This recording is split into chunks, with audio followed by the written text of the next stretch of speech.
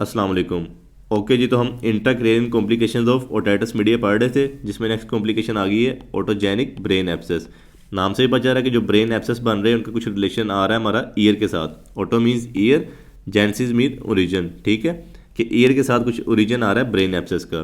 तो अभी स्टडी कर लेते हैं इसमें क्या क्या देखने को मिलेगा हमें। कॉमनली जो बच्चों में ऑटोजेनिक ब्रेन एब्सेस देखने को मिलेंगे वो अक्यूट सेपरेटिव टाइटस मीडिया की वजह से बन रहे होंगे, और जो अडल्ट्स में हमें ब्रेन एब्सेस देखने को मिलेंगे वो क्रोनिक सेपरेटिव टाइटस मीडिया के अंदर बन रहे होंगे, जो कोलेस्टिटोमा के साथ इसका रिलेशन होता है, ठीक है।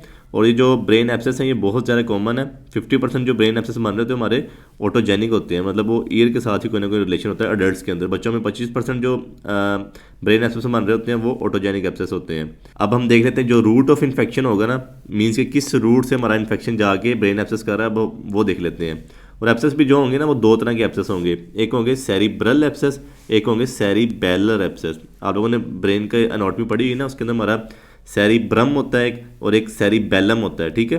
तो सेरिबेलम जो पीछे छोटा सा एरिया होता है, बाकी सारा बड़ा का बड़ा जो हमारा होता है वो हमारा सेरिब्रल एरिया होता है। तो इसके अंदर जो एब्सेस बनेंगे उसका रूट क्या होगा वो देख लेते हैं। उसके अंदर हमारा होगा टैगमन टिम्पनाई हमारी टूट रही होगी। टैगमन टिम्पनाई जब हमने एनाटॉमी पढ़ी थी मिडल ईयर की, तो मैंने आप लोगों को बताया था जो हमारा मिडल ईयर का ये ऊपर वाला जो रूफ है हमारा, ये ऊपर रूफ है सारा, इसको हम टैगमन टिम्पनाई कह रहे थे कि टैगमन टिम्पनाई टूटे, बस यहाँ से इन्वेड करे और हमारे ब्रेन के अंदर जाए, इस जगह पे जाए, ठीक है। और यहाँ पे जो एब्सेस बनेगा उसको हम कहेंगे ये टैगमन टिम्पनाई की टूटने की वजह से बना है। उसके बाद जो सेकंड रूट ऑफ इन्फेक्शन होगा सेरिब्रल एब्सेस का, वो होगा हमारा थ्रोम्बोफिलाइटिस। थ्रोम्बोफिलाइटिस मैं आप लोगों को पढ़ा चुका हूँ, जो इन्फेक्शन हमारे साइनसिस के अंदर घूम रहा था, ब्रेन के साइनसिस के अंदर, जैसे स्पीरियर सैजिटल साइनसिस वगैरह हैं, ठीक है। वहाँ से इन्फेक्शन निकल के अगर हमारा ब्रेन के अंदर आ जाएगा, सेरिब्रम के अंदर आ जाएगा, तो हम कहेंगे ये हमारा रूट ऑफ इन्फेक्शन है थ्रोम्बोफिलाइटिस, ठीक है। उसके बाद जो थर्ड रूट होगा वो लेस कॉमन है, जो एक्स्ट्राड्यूरल एब्सेस होते हैं, जो मैं आपको बता चुका हूँ, जो हमारी एपिड्यूरल स्पेस के अंदर बन रहे होते हैं, मतलब बोन और मेनिंजेस के दरमियान बन रहे होते हैं, ठीक है। और उसके बाद हमारे आ जाएंगे सेरिबेलर एब्सेस। उसका क्या रूट ऑफ इन्फेक्शन होगा, उसका सबसे पहला रूट ऑफ इन्फेक्शन होगा ट्रोटमैन्स ट्राइंगल। ट्रोटमैन ट्राइंगल मतलब एक ट्राइंगुलर स्ट्रक्चर नहीं है, लेकिन हमने इसको ट्राइंगुलर स्ट्रक्चर कह रहे होते हैं। हमारा असल में ना आपको पता है कि ये हमारा मिडल ईयर है, तो उसके पीछे हमारा इनर ईयर आ रहा होता है, कोकली आ रहा होता है, फिर हमारा सारा वेस्टिबुल आ रहा होता है, मतलब उसकी 3 सेमी सर्कुलर कैनाल होती हैं। तो यहाँ पे ना एक हमारा ना ट्राइंगुलर स्ट्रक्चर बन रहा होता है जिसकी 3 वाल्स होती हैं। मिसाल के तौर पर अगर मैं कह दूँ कि ये अगर हमारा स्पीरियर स्ट्रक्चर है, तो यहाँ पे हमारा पाया जाएगा स्पीरियर पेट्रोजल साइनस, ठीक है। अगर ये हमारा पोस्टीरियर वाल है, यहाँ पे सिगमोइड साइनस पाया जाएगा। और ये अगर हमारी इंटीरियर वाल है, यहाँ पे हमारा सेमी सर्कुलर कैनाल पाया जा रहा है। ये हमारी इंटीरियर वाल है, यहाँ पे सेमी सर्कुलर कैनाल है, बाकी 2 वाल्स पे हमारे ये स्ट्रक्चर पाए जाएंगे, मतलब उनके वहाँ से गुजरा होगा पेट्रोजल साइनस गुजरा होगा यहाँ से, और यहाँ पीछे से हमारा सिगमोइड साइनस गुजरा होगा, ठीक है। अगर इन्फेक्शन हमारा ये वाली पीछे वाली वाल जो हमारी इनर ईयर के इसको वाल को फाड़ के और ये हमारे पेट्रोजल साइनस के अंदर चल जाता है, या फिर यहाँ से जो हमारे मस्टर्ड है या मिडल ईयर है वहाँ से इन्फेक्शन हमारा चले जाता है ट्रोटमैन ट्राइंगल के अंदर। ट्रोटमैन ट्राइंगल के साथ ही जो पीछे हमारा रिलेशन होगा ना वो होगा हमारा सेरिबेलम। ये हमारा सेरिबेलम स्ट्रक्चर है ना, यहाँ से हमारा इन्फेक्शन आ रहा होगा और हमारे सेरिबेलम के अंदर चला जाएगा। सेरिबेलम के अंदर जो एब्सेस बनेगा वो पहला कौन सा रूट इन्फेक्शन हो गया, ट्रोटमैन ट्राइंगल। उसके बाद जो नेक्स्ट हमारा होगा वो थ्रोम्बोफिलाइटिस होगा, जो मैं ऊपर बता चुका हूँ। अगर हमारे साइनसिस के अंदर इन्फेक्शन है तो वो हमारा सेरिबेलम के अंदर भी जा सकता है। और उसके बाद जो लेस कॉमन रूट है वो है एक्स्ट्राड्यूरल एब्सेस। मैं बता चुका हूँ कि हमारी जो स्कल की बोन और मेनिंजेस के दरमियान जो एब्सेस बन रहा होगा वो भी हमारा कोज कर सकता है सेरिबेलर का इन्फेक्शन। और उसके बाद जो हमारे पेरिसाइनसिस एब्सेस होते हैं, मतलब जो हमारा साइनस है, अगर ये स्पीरियर सैजिटल साइनस है, ठीक है, तो इसके गिर्द जो हमारे एब्सेस बन रहे होंगे उसको हम कहते होते हैं पेरिसाइनस एब्सेस। अगर ये पेरिसाइनस एब्सेस साथ साथ चलता चलता चलता चलता चलता हमारा सेरिबेलम के करीब चला गया तो हमारे सेरिबेलम के अंदर एब्सेस कर सकता है। या फिर जो सिगमोइड साइनस के थ्रोम्बोफिलाइटिस हों, सिगमोइड साइनस मैं आपको बता चुका हूँ, यहाँ से हमारा सिगमोइड साइनस गुजर रहा है ट्रोटमैन ट्राइंगल्स के, अगर इसका थ्रोम्बोफिलाइटिस हुआ है तो बहुत ज़्यादा चांसेस है कि यहाँ से इन्फेक्शन ईजिली हमारा जा सकता है सेरिबेलम का। आपको पता है सेरिबेलम ट्रोटमैन ट्राइंगल के बिल्कुल करीब प्रेजेंट है, ठीक है। और उसके बाद लेब्रिंथाइटिस भी कर सकते हैं। लेब्रिंथाइटिस आपको पता है जो हमारा इनर ईयर है, इनर ईयर का इन्फेक्शन होगा, इनर ईयर की अगर बोन इरोड हुई तो इजीली जो हमारा इन्फेक्शन है वो पहले जाएगा ट्रोटमैन ट्राइंगल के अंदर, ट्रोटमैन ट्राइंगल से जाएगा हमारा सेरिबेलम के अंदर, ठीक है। ये दोनों हमारे रूट हो गए सेरिबेलर एब्सेस के और सेरिब्रल एब्सेस के। और उसके बाद हम देख लेते हैं कि जो इसकी बैक्टीरियोलॉजी क्या होगी। बैक्टीरियोलॉजी मतलब कौन से बैक्टीरिया इन्वॉल्व होंगे। उनमें एरोब्स भी आ सकते हैं और एनारोब्स भी आ सकते हैं। एरोब्स में आ जाएंगे स्ट्रेप्टोकोकस निमोनिया या स्ट्रेप्टोकोकस हिमोलिटिकस, ठीक है, या प्रोटियस स्पीशीज आ जाएंगी, या फिर इकोलाई वगैरह आ जाएंगे, स्यूडोमोनास एरोजिनोस आ जाएगा, ठीक है। और एनारोब्स में हमारे आ जाएंगे पेप्टोस्ट्रेप्टोकोकस और बैक्टीरियोइड्स फ्रैगेलिस या फिर हीमोफिलस इन्फ्लुएंजा वगैरह, ठीक है, जो कि बहुत रेयरली देखे जाते हैं। एरोब्स ज़्यादातर देखे जाते हैं, ठीक है। उसके बाद पैथोलॉजी देख लेते हैं। पैथोलॉजी जो हमारी होगी ना ऑटोजेनिक ब्रेन एब्सेस की, वो 4 स्टेजेस पे डिवाइड होगी। सबसे पहली स्टेज होगी कि स्टेज ऑफ इन्वेजन है। मिसाल के तौर पे अगर मैंने ब्रेन की इमेजिनरी डायग्राम बना लिया, ठीक है, अगर हमारा यहाँ पे छोटा मोटा एब्सेस बन रहा है, अगर यहाँ पे थोड़ा बहुत पस मटेरियल आ गया हुआ है, यहाँ पे हमारी अब मतलब एब्सेस बनने की कोशिश हो रही है कि अभी इन्वेजन हुई है पस की या बैक्टीरिया की इन्वेजन हुई है हमारे ब्रेन के स्ट्रक्चर के अंदर, तो उस स्टेज को कहेंगे हमारी स्टेज ऑफ इन्वेजन है। इसके अंदर हमारे कोई सिम्टम्स नहीं आ रहे होंगे, बिल्कुल हल्के फुल्के सिम्टम्स होंगे, हेडेक होगी, लो ग्रेड फीवर होगा, या दिल वगैरह घबराएगा, या फिर थोड़ी बहुत ड्रोजीनेस देखने को मिलेगी, चक्कर वगैरह हल्के फुल्के आएंगे। लेकिन अभी बिल्कुल प्राइमरी सी स्टेज है, ठीक है। अगर हम एंटीबायोटिक देते हैं यहाँ पे हम इजीली रिजोल्व कर लेंगे स्टेज को। लेकिन उसके बाद नेक्स्ट स्टेज आएगी हमारी लोकलाइजेशन की। लोकलाइजेशन नाम से पता चल रहा है यहाँ पे जो हमारी पस आई है, बैक्टीरिया वगैरह हुए हैं, ये लोकलाइज्ड हो जाएंगे। लोकलाइज क्यों हो रहा है, हमारी अब इम्यूनिटी वहाँ पे आ चुकी हुई है, इम्यूनिटी के सेल्स आएंगे, वाइट ब्लड सेल, लिम्फोसाइट्स वगैरह आगे इसको इनरोल कर लेंगे, दोनों तरफ से घेर लेंगे ताकि इन्फेक्शन फैल ना पाए। तो ये मतलब एक तरह की जो इन्फेक्शन है वहाँ पे लोकलाइज्ड हो जाएगा, जो पस वगैरह वहाँ पे लोकलाइज्ड हो जाएगी, फैलेगी नहीं यहाँ से आगे। और ये स्टेज हमारी तकरीबन 2 से 3 हफ्तों तक चलती रहती है। उसके बाद हमारी थर्ड स्टेज आ जाएगी जो कि है स्टेज ऑफ इनलार्जमेंट। इसके अंदर अब हमारी जो इम्यूनिटी है वो वीकेंड होनी शुरू हो जाएगी, हमारे ब्लड सेल्स टूटना शुरू हो जाएंगे और यहाँ पे अब एडीमा बनना शुरू हो जाएगा। जो हमारा पहले छोटा सा लोकलाइज्ड एरिया था यहाँ पे एडीमा बनना शुरू होगा, एडीमा बढ़ता जाएगा बढ़ता जाएगा। आपको पता है सारा एडीमा एक तरह का पानी होता है, अगर ब्रेन में पानी भरना शुरू हो जाएगा तो आपको पता है फिर हमारा इंट्राक्रेनियल प्रेशर भी इंक्रीज हो जाएगा। तो हमें बहुत ज़्यादा सिम्टम देखने को मिलेंगे।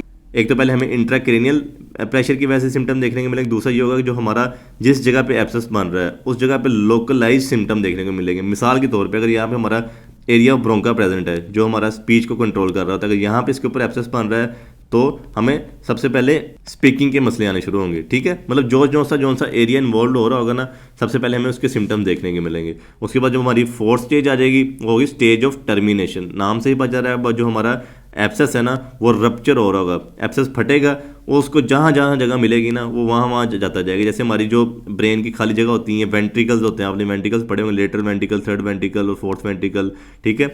उन वेंट्रिकल्स के अंदर हमारी पस चले जाएगी। यहाँ पे जो सब एरेकोनॉइड स्पेस है, ये वाली जो हमारी स्पेस होती है सब एरेकोनॉइड स्पेस, ठीक है, जो हमारी एरेकोनॉइड के दरमियान और पायामेटर के दरमियान होती है, ठीक है, ये हमारी एरेकोनॉइड स्पेस, और इसके अंदर हमारा जा सकता है सारा का सारा एब्सेस। मिसाल के तौर पे अगर हमारा एब्सेस यहाँ पे था, ठीक है, और एब्सेस टर्मिनेट हुआ, एब्सेस फटा है और यहाँ पे भी चला जाएगा बीच में, और जो हमारी आगे जो वेंट्रिकल्स होंगे उनके अंदर भी हमारा पस वगैरह मटेरियल है सारा वहाँ पे जा सकता है। उसके बाद हमारी आ जाएंगी क्लिनिकल फीचर्स। क्लिनिकल फीचर्स क्यों आ रहे होंगे मैं आप लोगों को बता चुका हूँ कि हमारा इंट्राक्रेनियल प्रेशर इंक्रीज हो रहा है, उसकी वजह से सिम्टम देखने को मिलेंगे, या फिर जो हमारा लोकल स्ट्रक्चर इन्वॉल्व हो रहा है, मतलब जहाँ पे एब्सेस बन रहा है उसकी वजह से स्पेसिफिक सिम्टम्स आ रहे होंगे। अब हम वो देखते हैं। सबसे पहले जो हमारे सिम्टम्स आ रहे हैं वो इंट्राक्रेनियल प्रेशर इंक्रीज होने की वजह से आ रहे हैं। वो क्या क्या होंगे, नॉर्मल हेडेक होगा जो कि स्वेयर भी हो सकता है, जनरलाइज भी हो सकता है, मतलब टोटल ओवरऑल हेड मतलब हमारे ब्रेन को इन्वॉल्व कर सकता है, या फिर नोजिया और वॉमिटिंग भी देखने को मिलेगी जो कि प्रोजेक्टाइल इन नेचर होगी। जो वॉमिटिंग होगी मतलब आप रोकोगे भी तो उबर के सारा कुछ हमारे स्टमक से बाहर आने की कोशिश करेगा। और मोस्ट कॉमनली देखा जाता है हमारा सेरिबेलर लीजन्स के अंदर। आपको पता है जो हमारा वॉमिटिंग सेंटर होता है ना वो हमारे सेरिबेलम के अंदर प्रेजेंट है। तो अगर सेरिबेलम की लीजन बन रही है ना तो उस केसेस के अंदर तो बहुत ज़्यादा गंदी वाली वॉमिटिंग हो रही होगी, और साथ में हमें लेवल ऑफ कॉन्शियसनेस है वो भी हमारा डिक्रीज हो चुका होगा। लिथार्जी सा पेशेंट हो जाएगा, मतलब बड़ा ढीला ढीला होगा, चक्कर वगैरह आ रहे होंगे, कन्फ्यूजन रहेगी, उसको इवन के डिल्यूजन्स भी हो सकती हैं, और साथ में उसको एकदम फिर कोमा में भी जा सकता है पेशेंट। उसके बाद पेपिलोडीमा हो जाएगा। आपको पता है इंट्राक्रेनियल प्रेशर इंक्रीज हो, अगर 2-3 हफ्ते तक हम उसको ट्रीट ना करें तो जो हमारी पीछे ऑप्टिक डिस्क है, ठीक है, उसके अंदर हमारा पानी भर जाता है, जो हमारी आई के पीछे ऑप्टिक डिस्क है, ठीक है, उसको हम कहते हैं पेपिलोडीमा हो चुका हुआ है। और आपको पता है हमारे ब्रेन सारे फंक्शंस कंट्रोल कर रहा है, हमारे टेम्परेचर को कंट्रोल कर रहा है, तो हमारा टेम्परेचर बॉडी का अब नॉर्मल हो जाएगा, या फिर जो हमारी पल्स रेट है वो भी स्लो हो जाएगी। उसके बाद जो हमारे लोकलाइज फीचर आ रहे होंगे, मतलब स्पेसिफिक हमारा जो ब्रेन का स्ट्रक्चर इन्वॉल्व हुआ है उसकी वजह से फीचर आ रहे हैं, वो देखते हैं। सबसे पहले अगर हमारा टेम्पोरल लोब इन्वॉल्व हो रहा है, जो हमारा टेम्पोरल लोब आपको पता है ना उसके नीचे ही बिल्कुल हमारा ईयर प्रेजेंट है, ठीक है, तो सबसे पहले हमारा टेम्पोरल लोब इन्वॉल्व होने के सबसे ज़्यादा खतरा आते हैं। तो सबसे पहले हमें नॉमिनल एफेजिया देखने को मिलेगा। नॉमिनल एफेजिया क्या होता है कि जब कोई मतलब पेशेंट है मिसाल के तौर पे तो वो देख सकेगा कि हाँ यार ये पेन है, ये कोई की है, लेकिन वो बोल नहीं पा रहा होगा। और ये मोस्टली कंडीशन उनमें देखी कि जिनका लेफ्ट हेमिस्फेयर इन्वॉल्व हो रहा है। आपको पता है ना हमारे 2 हेमिस्फेयर होते हैं, अगर उसका लेफ्ट हेमिस्फेयर इन्वॉल्व हो जाएगा तो वो नॉमिनल एफेजिया में चला जाएगा। आपको पता है जो हमारा लेफ्ट हेमिस्फेयर होता है वो राइट हैंडेड पीपल के अंदर वही वर्किंग कर रहा होता है, यही वर्क कर रहा होता है, तो वो पेशेंट राइट हैंडेड होता है। अगर वो राइट हैंडेड पेशेंट है और साथ में उसका लेफ्ट हेमिस्फेयर का मसले मसाइल चल रहे हैं तो उसको नॉमिनल एफेजिया क्यों देखने को मिलेगा, क्योंकि उसका डोमिनेंट जो हेमिस्फेयर है ना वो हमारा लेफ्ट हेमिस्फेयर ही है। अगर लेफ्ट हेमिस्फेयर के मसले चलेंगे तो सबसे पहले नॉमिनल एफेजिया देखने को मिल रहा है, ठीक है। और उसके बाद हमें होनोनिमस हेमियोनोपिया देखने को मिलेगा, वो भी ऑपोजिट आई का। आपको पता है ना जो हमारी फाइबर्स होते हैं आई के, अगर ये हमारे दो फाइबर्स आई के जा रहे हैं तो वो क्रॉस हो जाते हैं, ठीक है, फिर पीछे जाके हमारे ऑप्टिक सेंटर होता है, ठीक है। इसके अंदर अगर हमारा एब्सेस इस जगह पे बन चुका हुआ है तो यहाँ का हमारा आई का मसला आ जाएगा। अगर हमारा एब्सेस इस जगह बन चुका हुआ है फिर भी हमारा इसी आई का मसला आएगा, ठीक है। और उसके बाद कॉन्ट्रालेटरल मोटर पैरालिसिस हो सकते हैं। मिसाल के तौर पे अगर हमारा लेफ्ट हेमिस्फीयर का मसला चल रहा है तो राइट साइड के जो मोटर मसल्स होंगे ना वो वर्क नहीं कर पाएंगे। और इसमें ना एक बात समझाने की कोशिश की गई है, अगर हमारा एब्सेस है वो पहले नीचे था, यहाँ पे एब्सेस था, वो ऐसा ऐसा ऐसा ऐसा ऐसा ऊपर जा रहा है, एब्सेस बढ़ता जा रहा है, ठीक है। तो सबसे पहले हमें फेशियल पैरालिसिस देखने को मिलेगी। फेशियल के जो मोटर मसल्स हैं वो कमज़ोर होंगे, उसके बाद हमारे हैंड्स और आर्म के मसल्स कमज़ोर होंगे, उसके बाद हमारे जो लेग्स के मसल्स हैं वो कमज़ोर होंगे। अगर हमारा एब्सेस ऊपर बन रहा है और वो ऐसा ऐसा ऐसा ऐसा नीचे जा रहा है तो सबसे पहले जो हमें सिम्टम्स आ रहे होंगे हमारे लेग्स के आ रहे होंगे, फिर हमारे हैंड्स और आर्म्स के आ रहे होंगे, फिर हमारे माउथ के आ रहे होंगे। आप लोगों ने ये न्यूरोलॉजी के अंदर पढ़ा होगा जो हम फंक्शनल डिवीजन कर रहे थे हमारे सेरिब्रम की। उसके बाद हमारे आ जाएंगे एपिलेप्टिक फिट्स, जिसके अंदर हमें थोड़े बहुत दौरे वगैरह देखने को मिलेंगे पेशेंट के अंदर, जनरलाइज्ड फिट्स होंगे, ठीक है। और अगर हमारा अंकीनेट गायरस इन्वॉल्व हो जाए, आप लोगों को पता है, आप लोगों ने पढ़ा होगा एक फाइबर्स वगैरह हम होते हैं हमारे जो सेरिब्रम के अंदर होते हैं उनको हम अंकीनेट गायरस कह रहे होते हैं, ठीक है। अगर वो इन्वॉल्व हो जाएं तो हमें हेलुसिनेशंस होंगी, मतलब वो पेशेंट कुछ खा भी नहीं रहा होगा, उसको लग रहा होगा पता नहीं कौन सा मुझे टेस्ट आ रहा है, ये कौन सी स्मेल आ रही है, ठीक है। और उसके अब खुद ब खुद ही लिप्स काम करना शुरू कर देंगे, टंग काम करना शुरू कर देगी, टंग लैक्रीमेशन रिलीज करना शुरू कर देगी। असल में ये जो हमारे होते हैं ना अंकीनेट गायरस होता है, ये नॉर्मली हमारा इसके साथ ही वर्क कर रहा होता है, जो हमारा टेस्ट स्मेल के साथ ही हमारा इसका रिलेशन होता है। तो अगर उसका कोई मसला मसाइल आ जाएगा तो हमें ऐसी हेलुसिनेशन आनी शुरू हो जाएंगे, साथ में फिट्स भी आएंगे। और उसके बाद हमारे पेपिलरी चेंजेस आ जाएंगे, साथ में ओकुलोमोटर पैरालिसिस आएगा। वो क्यों हो रहा होगा हमारा, क्योंकि ट्रांसटेंटोरियल हर्निएशन हो रही होगी। ट्रांसटेंटोरियल हर्निएशन ये होती है कि मिसाल के तौर पे अगर हमारा इस ब्रेन के कंपार्टमेंट के अंदर एक पार्ट स्पेसिफिक प्रेजेंट है, लेकिन जब हमारा एब्सेस बनना शुरू होगा, एब्सेस बनेगा यहाँ पे इतना स्वेयर एब्सेस बनेगा कि ये जो पार्ट है ये खुद ब खुद ही मतलब फोर्सफुली यहाँ पे दूसरे कंपार्टमेंट में चला जाएगा, तो उसको हम कहते हैं ट्रांसटेंटोरियल हर्निएशन, ठीक है। अगर ऐसा होगा तो हमारे पेपिलरी चेंजेस आएंगे और ओकुलोमोटर पैरालिसिस होगा, मतलब हमारी आई की मूवमेंट नहीं रहेगी। उसके बाद अगर जो हमारे सेरिबेलर एब्सेस बनेंगे तो सेरिबेलर एब्सेस के अंदर में क्या देखने को मिलेगा, ऊपर जो हम पढ़ के हैं टेम्पोरल एब्सेस से, ठीक है। अब हमारा सेरिबेलम इन्वॉल्व हो चुका है, सेरिबेलम इन्वॉल्व होगा, सबसे पहले हमें हेडेक देखने को मिलेगी। हेडेक भी कौन से रीजन में हो रही होगी, हमारे ओसिपिटल रीजन के अंदर, जो हमारा पीछे वाली बोन है ना, मतलब सर की जो पीछे वाली बोन है उसके अंदर हमें पेन सबसे ज़्यादा देखने को मिलेगी, साथ में नेक रिजिडिटी भी थोड़ी बहुत देखने को मिल सकती है, और साथ में स्पॉन्टेनियस निस्टेगमस होंगे। स्पॉन्टेनियस निस्टेगमस ये होंगे मिसाल के तौर पर, ये हमारी आई है ना, उसका सेंटर में जो हमारा कॉर्निया है ये खुद ब खुद ही कभी लेटरली मूव करेगा, कभी मिडियली मूव करेगा, इसकी मूवमेंट ऐसे ऐसे हो रही होगी, ठीक है।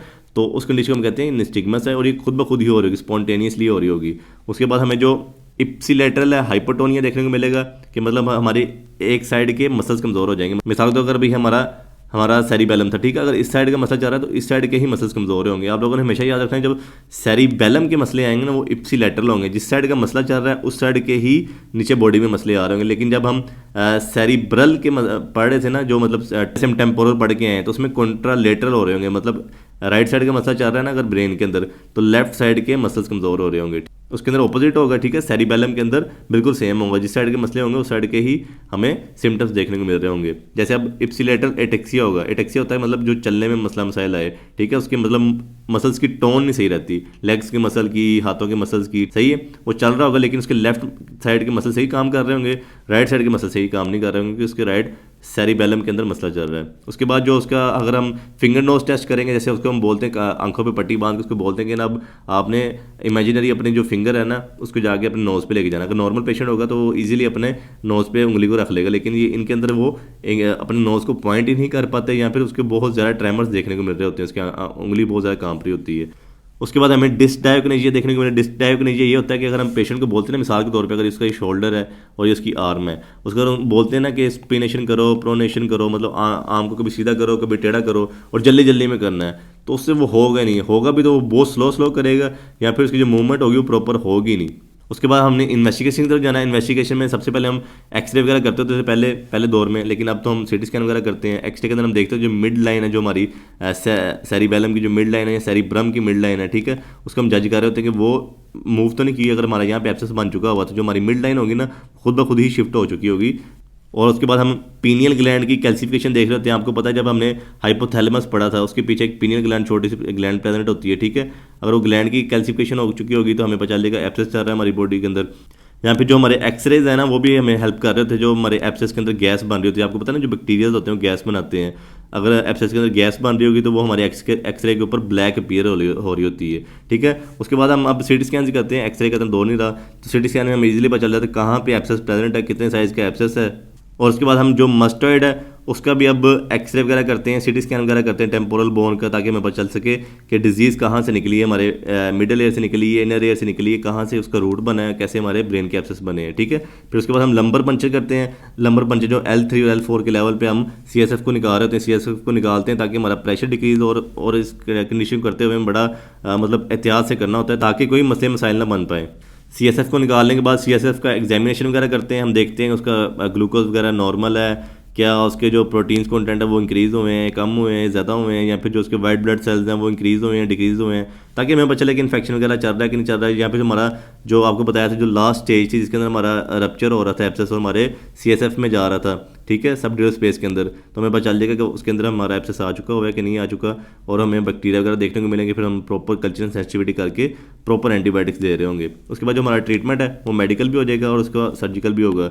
मेडिकल के अंदर हमने एंटीबायोटिक्स देनी है, वो भी एरोब्स के लिए भी एनारोब्स के लिए भी, आपको पता दोनों टाइप के बैक्टीरिया के लिए एंटीबायोटिक देनी, ब्रॉड स्पेक्ट्रम एंटीबायोटिक्स देनी है, ठीक है। साथ में कॉर्टिकोस्टेरॉइड वगैरह देने ताकि इन्फ्लेमेशन कम हो। और जो दूसरी हमारी अप्रोच होगी वही होगी, हमने इंट्राक्रेनियल प्रेशर इंक्रीज हुआ है इसको डिक्रीज करना है, उसके लिए हम डेक्सामेथासोन देंगे या फिर मैनिटोल वगैरह देंगे, आप लोगों ने फार्माकोलॉजी में पढ़ा होगा।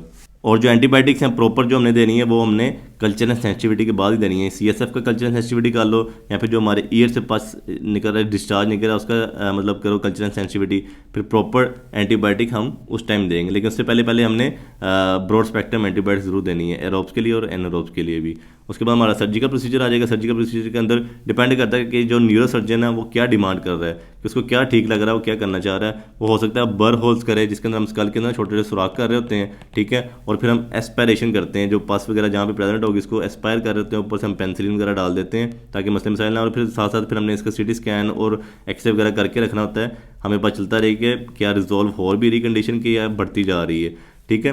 और हम डायरेक्ट एक्सीजन भी कर सकते हैं, मिसाल के तौर पे जो हमारा स्कल बोन है उसको डायरेक्टली तोड़ें और अंदर सामने जहाँ एब्सेस प्रेजेंट है उसको एब्सेस को पूरा का पूरा रिमूव कर दें, या सिंपल हम पस इवैक्यूएशन कर लें, मतलब हमने पहले कट दी है बोन के अंदर और पस को बाहर निकालना है। ये डिपेंड करता है, ये न्यूरो सर्जन पर डिपेंड करता है वो क्या करना चाह रहा है, किस तरह ये कंडीशन को रिजॉल्व होगी, उसके एक्सपीरियंस पर डिपेंड करता है।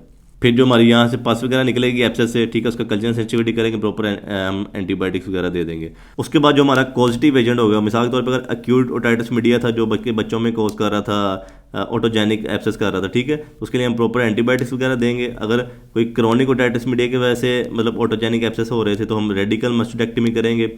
लेकिन जो हम ऑटोलॉजिकल सर्जिकल ऑपरेशंस कर रहे होते हैं ना, वो हम तब तक नहीं करते जब तक हमारा मेडिकल ट्रीटमेंट कंप्लीट ना हो जाए या फिर सर्जिकल ट्रीटमेंट कंप्लीट ना हो जाए। इंडायरेक्टली कह लो कि जब तक हमारे जो ब्रेन एब्सेस है ना वो ट्रीट ना हो जाए, उसके बाद ही हम जाते हैं ईयर के ट्रीटमेंट की तरफ।